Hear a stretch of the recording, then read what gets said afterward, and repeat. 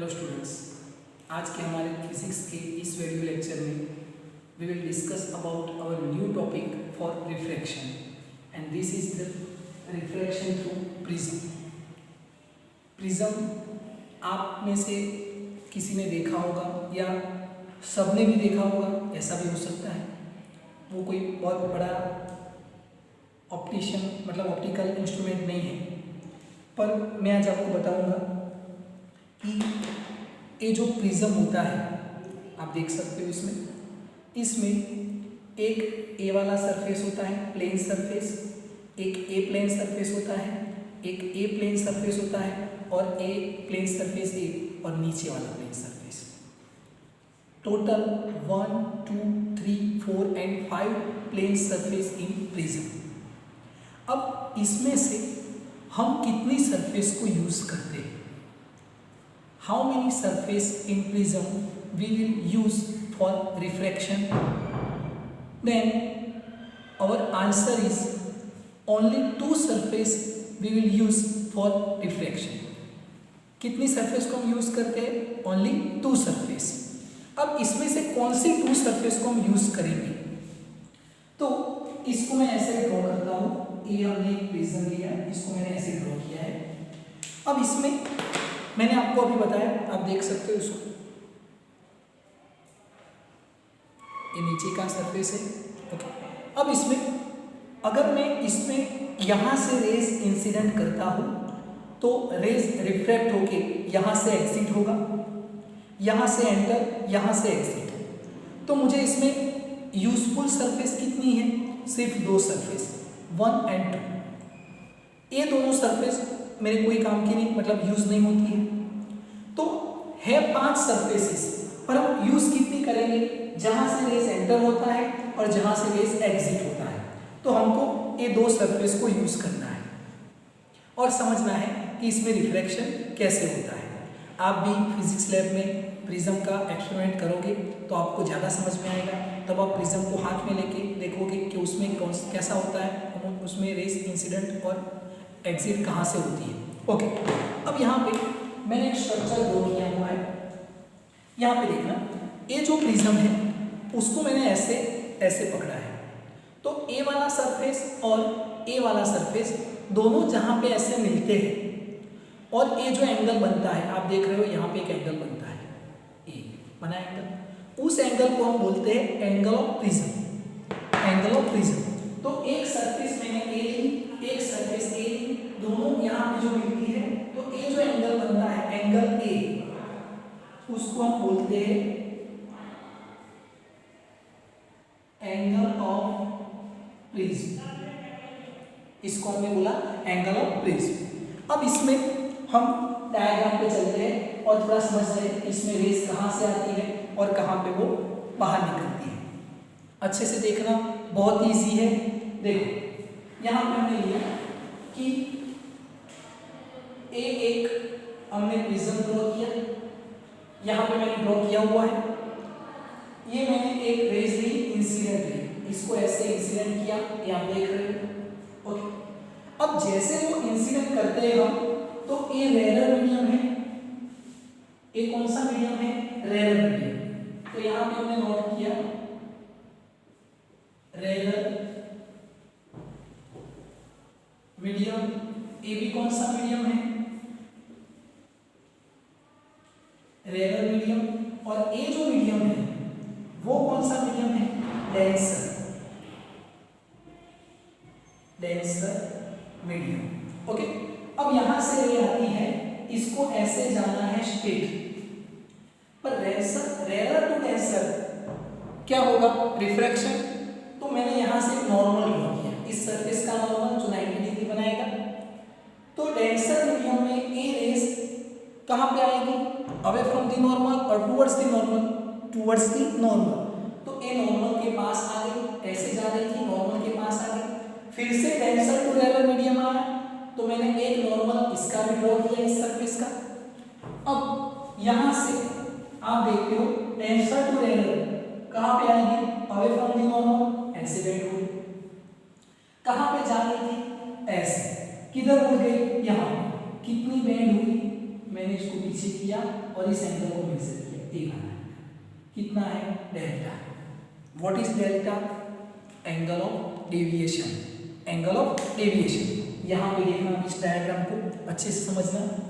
एक रेस जो है ऐसे एंटर हो रही थी, इसको ऐसे जाना था, पर रेयर टू डेंसर रिफ्लेक्ट होके इस तरफ आ गई नॉर्मल के पास में, फिर से डेंसर टू रेयर इसको ऐसे जा रही थी स्ट्रेट, पर इस नॉर्मल की यूनिफॉर्म की नॉर्मल आ गई, और इसको मैंने पीछे किया तो ऐसे जा रही थी, अब ऐसे बेंड हो गई, कितना डेविएट हुई यहाँ से देखो इतना, इसको हम बोलते हैं angle of deviation, angle of deviation. Let's see what is delta?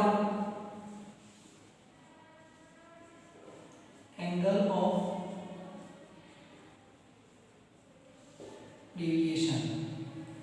यहां पे जो एक्शन हो रहा है, कौन सा एक्शन हो रहा है? रिफ्रैक्शन। यहां पे जो एक्शन हो रहा है, कौन सा एक्शन हो रहा है? रिफ्रैक्शन। पर दोनों एक्शन को मिला के जो एक्शन मिल रहा है उसको क्या बोलेंगे? डेविएशन। यहां पे जा रहा था, यहां पे बेंड हो गया। ओके, अब इसको समझना। यहां पे देख रहे हो AQOR, ए क्वाड्रिलेटरल है। क्या है? क्वाड्रिलेटरल, आपने 10th में पढ़ा होगा। तो here AQOR is quadrilateral. Quadrilateral में 4 एंगल होते हैं, सबका एडिशन कितना होता है? 360। कितना होता है? 360। इसमें ए एंगल देख रहे हो, ए एंगल, उसका ए एंगल कितना है? 90 डिग्री। ए एंगल पे कितना है? 90 डिग्री। अगर ये दोनों एंगल 90 है तो इन दोनों का एडिशन कितना हुआ? 180। तो बाकी के दो एंगल का एडिशन भी कितना होना चाहिए? 180। तो angle A plus angle O is equal to 180। अब यहाँ पे पहले इसको समझ लो, ये जो एंगल I1 है, इंसिडेंट रे नॉर्मल के साथ जो एंगल बनाता है उसको हम बोलते हैं एंगल ऑफ इंसिडेंट, और रिफ्लेक्टेड रे नॉर्मल के साथ जो एंगल बनाता है उसको हम बोलते हैं रिफ्लेक्शन एंगल। ए I1 इसको I2 लिखा, ए R1 इसको R2 लिखा। अब ए एंगल कितना है? तो ये पूरा I1 है, तो ये भी पूरा I1 होना चाहिए, ऐसे मैथ्स में आपने पढ़ा है। ओके, ए I1 तो ये भी कितना? I1। पर इसमें से ए R1 है तो ये कितना होगा? I1 minus R1। Same here I2 minus R2। अब यहाँ पे फॉर ट्रायंगल OQR, इसमें ट्रायंगल में तीन एंगल का एडिशन कितना? 180। तो angle R1 plus R2 plus O is equal to 180। Compare this to equation 180 180 O तो R1 plus R2 is equal to A, therefore A is equal to R1 plus R2। अब यहाँ पे हमको एक point समझना है, A वाला। इस ट्रायंगल की हम नोट करते हैं, इस ट्रायंगल के लिए। तो यहाँ पे for triangle MQR, for triangle MQR, इस ट्रायंगल की बात कर रहा हूं। What is delta? Delta is a external angle, ऐसे डायग्राम है आप देख रहे हो ऐसे। तो what is delta? Angle of external. वो एडिशन किसके बराबर होता है? इंटरनल ऑपोजिट एंगल के जितना। तो यहाँ पे डेल्टा इज इक्वल टू, इन दोनों के इक्वल होगा I1 minus R1 plus I2 minus R2, I2 minus R2, इसको ऐसे लिखा। अब यहाँ पे I1 plus I2 minus common निकाला,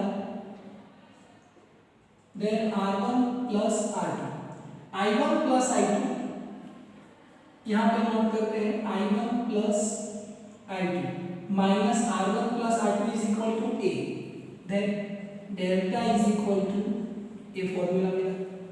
इसको आप ऐसे भी नोट कर सकते हो, इसमें delta plus A is equal to R1 plus R2, इसको आप ऐसे भी नोट कर सकते हो। ओके, अब यहां पे हियर फॉर ट्रायंगल NQR ये हमने देखा, तो ये हमको इक्वेशन मिला, हम इसको ऐसे भी नोट कर सकते हैं। Here mu is equal to sine I1 upon sine R1, यहाँ पे रिफ्रैक्शन या refractive index of denser medium with respect to rare medium. But what is rare medium? तो रेयर मीडियम की जगह पे हम मान लेते हैं सपोज एयर है, एयर, तो इसका रिफ्रैक्टिव इंडेक्स कितना है? 1। तो मैं ऐसे नोट करूंगा refractive index of medium 2 with respect to medium 1, तो mu 2 upon mu 1। Mu 2 glass है तो उसको न्यू लिखता हूँ, न्यू 1 तो एयर है तो 1 हो गया, तो इसको मैं सिर्फ न्यू लिखता हूँ यहाँ पे न्यू। अब यहाँ पे for small angle sine I1 approximately I1, approximately उसको tan I भी लिख सकते हैं। Then here we write mu is equal to I1 upon R1, I1 is equal to new R1, same here I2 is equal to new R2. These two values put in this equation, delta is equal to I1 plus I2 minus A, I1 new R1 plus I2 new R2 minus A, common क्या निकलेगा? New R1 plus R2, but what is R1 plus R2? A. Again we put R1 plus R2 is equal to A.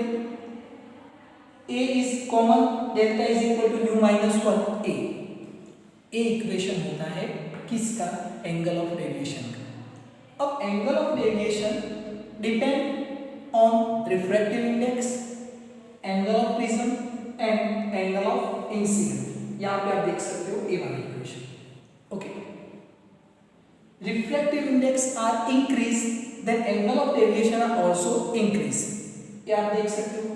But angle of prism increase then deviation angle is decrease।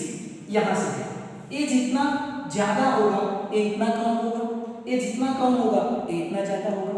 And angle of incident this angle are increase then delta is also increase. अब यहां पे जब भी आप prism में ray incident करते हो तो वो बेंड होके बेस की तरफ आता है, ये जो नीचे का सरफेस है उसको हम क्या करेंगे? बेस। तो always incident ray in prism after reflection it's deviate to the base. किस तरफ डेविएट होगा? बेस की तरफ। तो पूरा जो थ्योरी है अच्छे से आपको याद रखना है, खास करके थ्योरी मतलब सॉरी डायग्राम बहुत याद करिए, इसको प्रैक्टिस कीजिए, 1-2 बार बनाइए तो आपको ज़्यादा समझ में आएगा। बाकी ये जो कैलकुलेशन है आप इजीली इसको समझ सकते हो। ओके, तो ये टॉपिक को आप अच्छे से समझना, नोटबुक में नोट करना।